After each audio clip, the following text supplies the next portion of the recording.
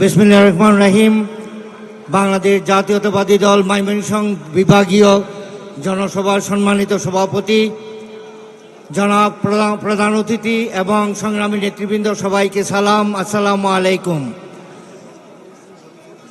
আগামীর বাংলাদেশ হবে সাধারণ মানুষের বাংলাদেশ।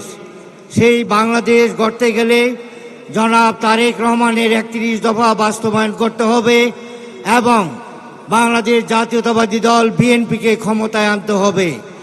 সাধারণ মানুষের ভাগ্য উন্নয়ন এবং দেশের জনগণের সেবা করার জন্য বাংলাদেশ জাতীয়তাবাদী দল বিএনপিকে ভোট দেওয়া ছাড়া অন্য কোনো পথ নেই।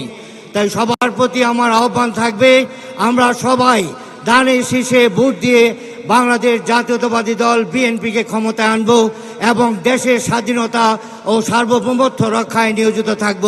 সবাইকে ধন্যবাদ। সবার আগে বাংলাদেশ জিন্দাবাদ।